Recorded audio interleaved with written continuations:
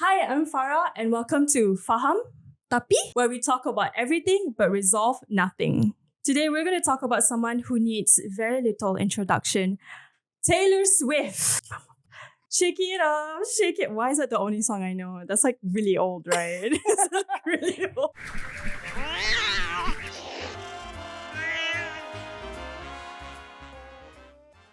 But first, this is Calista. Ooh, she is a radio announcer and a professional Swiftie. Are you excited? I am excited because we're going to be talking about my favorite topic. Ooh, Taylor Swift is not just a musician, she is a cultural force. I wrote notes because I was like, I need to do Taylor Swift justice. Otherwise, You do. She's been in the industry for a decade now. She's influenced so many artists like Conan Gray, Olivia Rodrigo. Who else is there? Sabrina Carpenter as well. They've all been influenced. She influenced by them. She influenced them. She influenced. How long have you been a Swiftie actually? She's been in the industry. This year will be 19 years. So about 19 years. Wait, so like literally from day one, you've been a fan of hers? I want to say day one, my first introduction to Taylor was Love Story. Mm-hmm. And I actually posted a video about this. And it was like, all of this, everything that's happened so far. Because one day I walked into the living room and the music video for Love Story was playing. Walked in and it was on TV and I was immediately mesmerized. And that was it. It was like no turning back. This was like the era of like MTV. Yes. Oh, so it was just like it was like playing. 2009, I think. Mm-hmm. So it's like for the people who don't know, like Love Story, is that like one of the early first ones or? So her first like big single was like Tim McGraw, but because she was very country at the time. So Love Story was like a kind of country pop. She was starting to like dabble in pop a little bit. So that one went like more global. Obviously for Malaysian audiences, we don't listen to country. So yeah. Wait, we don't listen to country? How many country artists do you know? I was going to name a few, but you're right. Like I just went like empty. So what like drew you to her music then? I feel like it was the music video for me though. Like it was a music video before the song. I don't know what it is, but since that moment, it was just a non-stop obsession. I wanted to ask, like back then, that wasn't any streaming culture. So it's like, I forgot how people like how do fandoms start? Like how did you find other people? Is that how you got into radio as well? That's a whole different story. I never really had the dream of being a radio announcer, but I just kind of fell into it. But now that I'm in it, it kind of makes sense because I was always into like all these award shows, all the like MTV, Channel V and all of that at the time. And I used to like really like music, and people always like, they don't believe me, but I used to be like very much into like rock music before. And then now it's Taylor Swift. So it doesn't make sense. You but that's what used to happened. rock music? I know. Wait, like who specifically? I just went to see Green Day. Okay. Isn't that more like punk though? Well, that type lah. My first album was Limp Bizkit. I don't even know what that is. Yeah, it's okay. Wait, what? It was all the older rock, like the My Chemical Romance, the Red Hot Chili Peppers, all of that kind of. Oh, yeah. Damn, okay. And then Taylor Swift. All right. So I wanted to know, in what way do you connect to the music? Is it the lyrics? Because I know her style of like singing is more storytelling. And a lot of pop music now is not really storytelling, it's more repetitive. I always feel like people fall into like 3 different categories. It's like you like the melody, you like the lyrics, or what was the other one? I forgot what the other one was. I'll get back to it if I remember it. If you're a lyrics person, usually you like Taylor Swift because her songs are great, but it's the lyrics that get you.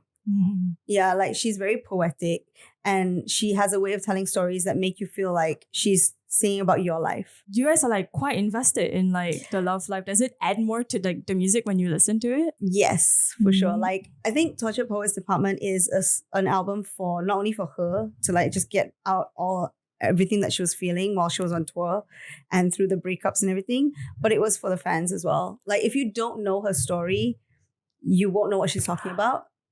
Yeah. But that's the thing with Taylor, she even though you don't know what she's talking about, if you listen to the lyrics, if you're a lyrics person, it will relate to your life. Mhm. Like she's got a song called The Prophecy where she's like basically begging like, why is it always me? You know, I don't want anything. I don't want money. I just want someone who wants to be with me for me. Oh. You know, she Mhm. like all those kind of songs. And as a Swiftie, I know what she's talking about because yeah, she just got out of a 6-year relationship where we thought it was going to be endgame and everything. Obviously, it didn't end up that way. And she's just like, why does this always happen to me? But like, as a girl, as a human being, like we all go through those phases, right? Like, oh, why doesn't my crush like me back?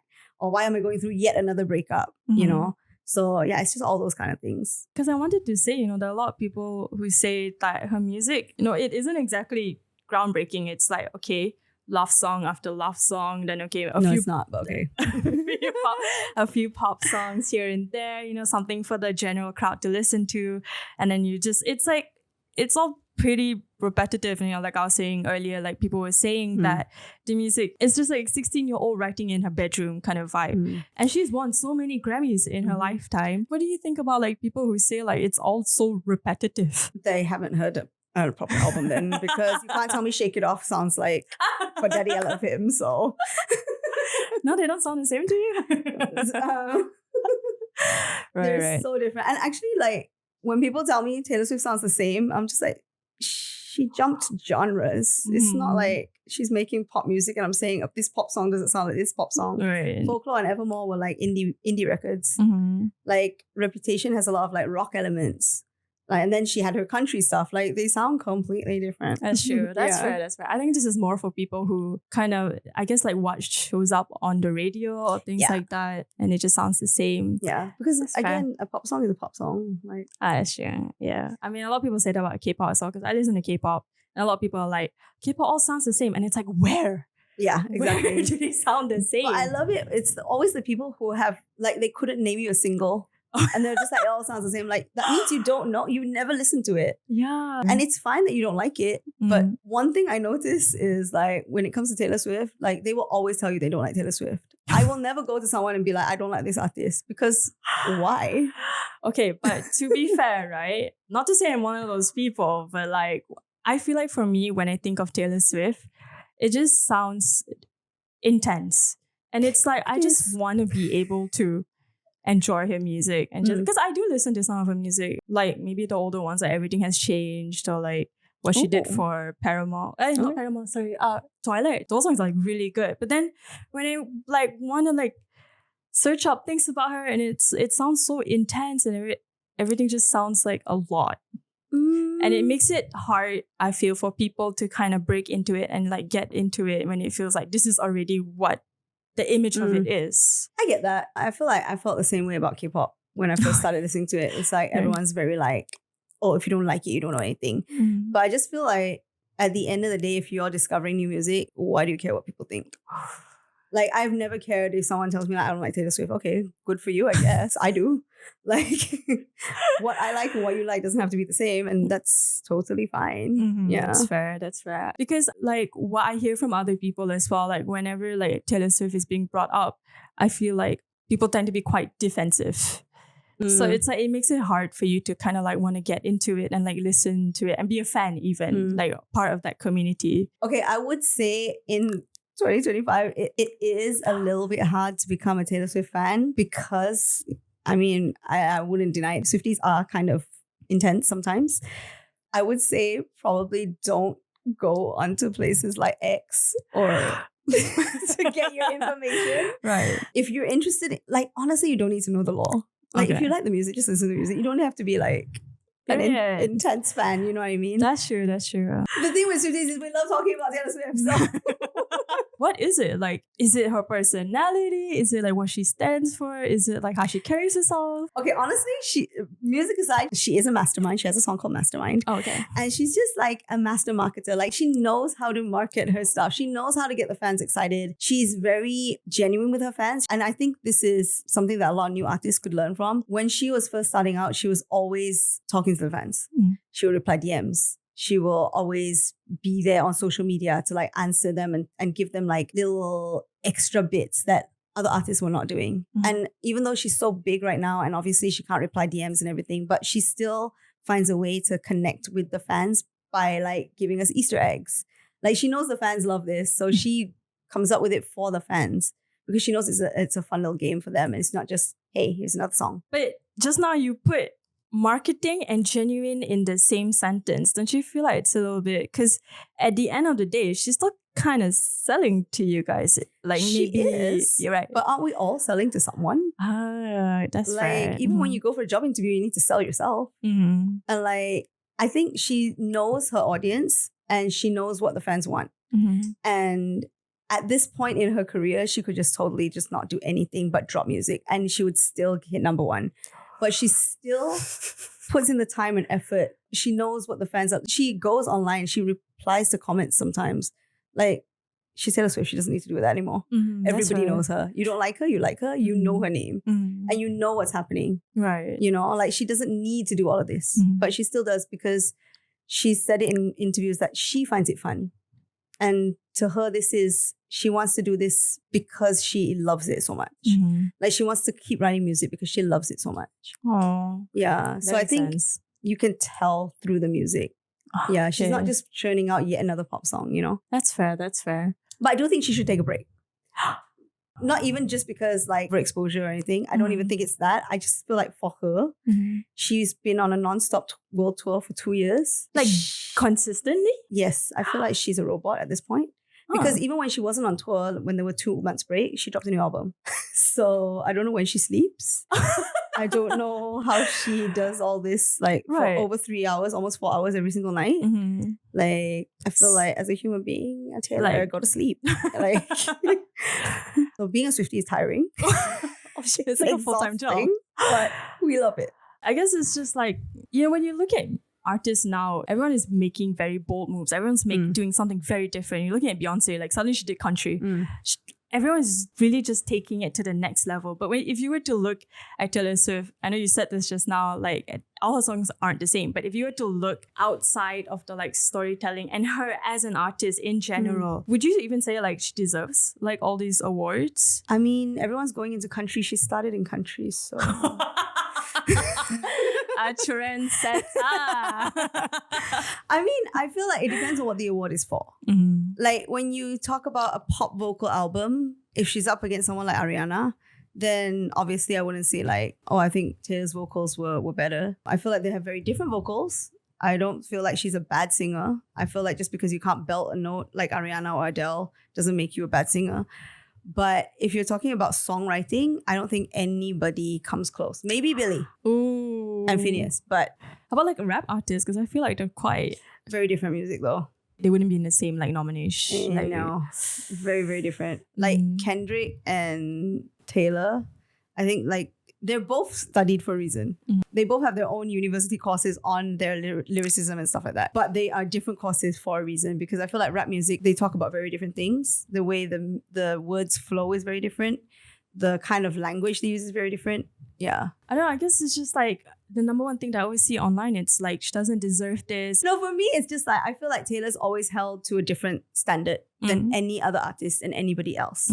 Like no matter what you want to say, even if you want to say, oh yeah, Taylor Swift only writes about relationships, so does everybody else. What are all your favorite songs about? I don't see male artists being held to this. Like even rock artists, even screamo artists are singing about their hearts are breaking because some girl like screwed them over. Like where's the outrage on that? That's fair. That's fair. But I don't know. It feels like there's a lot of defending here and a lot of like victimization. And it's like, when are you going to hold her accountable? Accountable for what?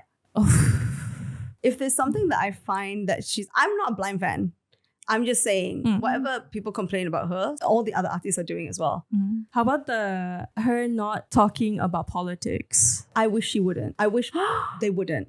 Because why divide fans? Why put your fans at risk? Look what happened in Vienna. And you want her to come out and speak about the elections when she's still got tour dates? I don't think that's fair. Really? Even at the platform that she has? I don't think so. I wouldn't want to be in a stadium that I felt at risk. So you really believe that when it comes to music, it should be separated, even though like she has this huge like reach. I feel like she should be able to choose what she's comfortable with, just like everybody else. That's not really fair because if you're not playing sides, that means you're on the side of evil. No, it's just you're not on a side. And also her fans know where she stands. And I don't think, and again, whatever she does is wrong. When she wasn't talking about politics, they were like, why doesn't she speak up? When she did talk about politics, they were like, oh, you're just a singer. Go back to just singing. Nobody cares about your political opinions. So again, which is the right? I mean, if we're looking at like artists like Chaperone and people who speak up, they're also at risk. If somebody of such, I would Look say what happened to Ariana in Manchester is all I'm saying. what happened to The concert got bombed. All right. As a fan who is going to a concert, do I want her to give me a political opinion that might put myself at risk? Selfishly? No. Is it selfish to want to stay alive? Also, no. Like, I don't get the argument. So you don't think she owes it to the fans or anyone? I don't think so. Oh, hot take. Wow. As someone who also does not put any opinions or controversial opinions online, if I wouldn't do it, why would I expect her to? I just think that if you have such a big following and you could make an impact, why wouldn't you? All the celebrities that spoke out, Trump still won the election. It doesn't matter. People don't follow celebrities to be like, yeah, they vote for that person, I'll vote for them too. They want to hear the music, that's it. And if all her fans are 16-year-old girls, then why do you care about her political affiliation? Because 16-year-olds can't vote, so... She's using my argument against me. Get me out of here. I wanted to ask like some other things as well that I remember seeing on Twitter is the whole carbon dioxide, was it? Oh, the private jet? Yeah, private Would jets. you prefer she fly commercial or what? Yeah. Hey, a lot of She people walked do. down the street. A lot of people do. What makes her so special? She's Taylor Swift. What do you mean? I can say that about so many people. Do they have 1 million people like following her? I mean, and you tour so much nonstop, and you said 2 years nonstop. Like, do you really have to use a private jet? Yes, she does. Because number one, I don't want to be in an airport if she's on a commercial jet. Imagine the chaos. Like the airport is chaotic already. Imagine the chaos if Taylor Swift just walked to her flight. Imagine the danger you would be in if people found out what flight she's going to be on. Again, she needs to protect herself and she has bodyguards and all of that. Do they always manage to protect? I think history can tell you no. But also, what about the fans? What about the normal people who do not want to be a part of, who do not like Taylor Swift, but now they have to be in this chaotic situation because Taylor Swift's on your flight? Inconveniencing other people. Exactly. So you'd rather inconvenience other people than inconvenience our planet? Well, there are plenty of people who take private jets and she's not even in the top 10. And she was on tour for 2 years. Right. What were all these other people doing with their private jets? I just think that if you can, like Coldplay, I believe they have a whole thing where they, about their carbon footprint, and they always make sure that they don't, oh God, I don't know the They terms. donate back, Yeah, which Taylor Swift also does.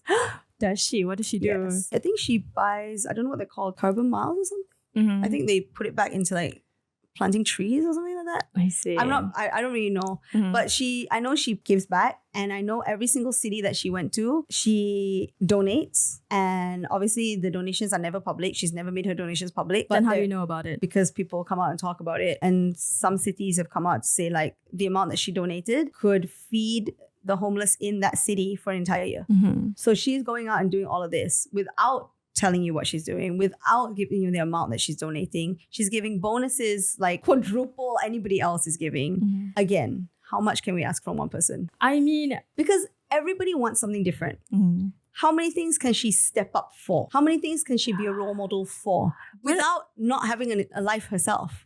I'm not saying that she has to be perfect. Or I'm not saying that you support this one. Sounds like no, sorry, I didn't mean not perfect. Like, but she must stand the proper. And again, who is the proper political party? It depends on who you ask. Right. So if she is advocating for this party, this bunch of people are going to be upset. If she advocates for this party, no one is ever happy. So how much can we ask for? I still don't agree with this because I'm not saying you can't make any mistakes, right?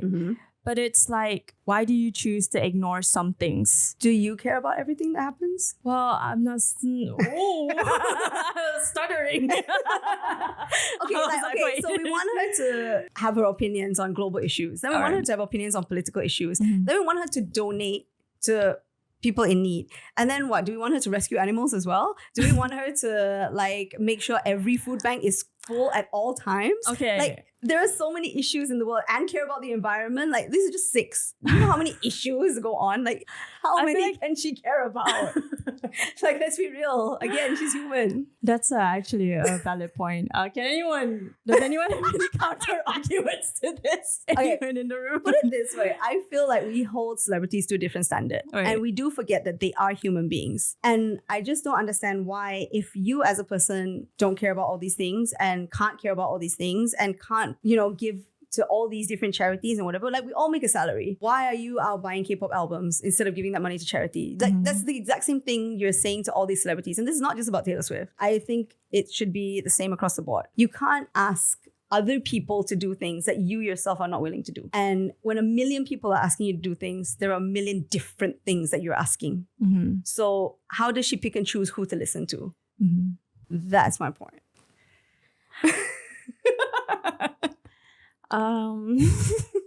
She's kind of shutting down a lot of arguments right now. I don't know how to argue with her. Do you also feel like it's the community? Yeah. I've had so many cool experiences, and some of my best friends are Swifties, and I met them because of this whole... So we do this event called Swiftie Season. Explain. Okay, so it was started by the founder of this fan page. He's been doing it since the beginning. Is it in Malaysia? In Malaysia. Okay. So the page is T-Swift Malaysia. His name is Joe, and he's been a fan. He's met Taylor because of this. He's met her twice. And he's just been doing this fan page since before the crazy hype. And when she came back with her album Lover, he actually contacted me to just attend the event. Oh. And yeah, since then we've literally just joined forces. I host all the Swiftie season events. Our biggest event had 1,600 people come, and it's just us listening to the music, singing along. Joe puts together this amazing video of all the songs. That one was the Eras tour. It was our very first Eras tour. We took it to KK and we took it to Kuching. Yeah, we were supposed to take it to Penang. Touring. We went on tour. Oh yeah.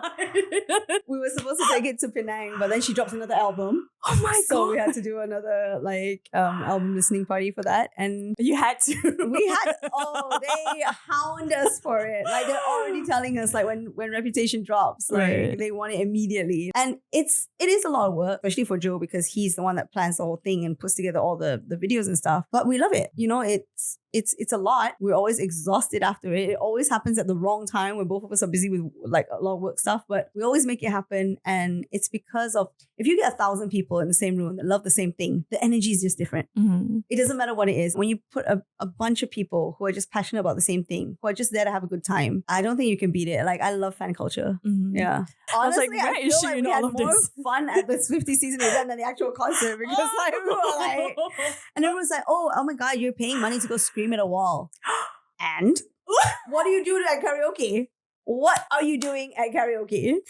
Stop, that's so true. That's so true. And it's so much more fun when you're doing it with people who also love it. And they're so creative. They dress up. We have a best dress. Right. They'll think of the strangest costume, and everyone's just cheering each other on. It's a competition, but everyone's no, you know what? You deserve this because nobody thought of this. Okay, so there's all these questions. I feel like this conversation can go on forever, right? Because there's always so many things to discuss, good or bad. But I want to know why all the questions that you ask, why do you think Taylor's held to a higher standard? Why all the scrutiny on her? I just feel if you're so in the spotlight, there's gotta be a reason, and you gotta step up to that standard. You're already so famous. But why don't we hold male performance to that standard? Okay, but which one? Okay, for instance, Ed Sheeran.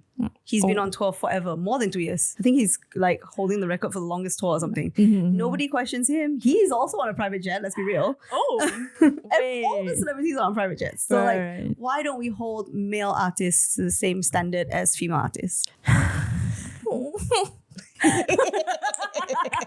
No, because I've actually been to an Ed Sheeran concert, so I'm I love him. Valid. Yeah, I love him, but let's be real. Everyone's oh yeah, Taylor Swift can't dance. Okay.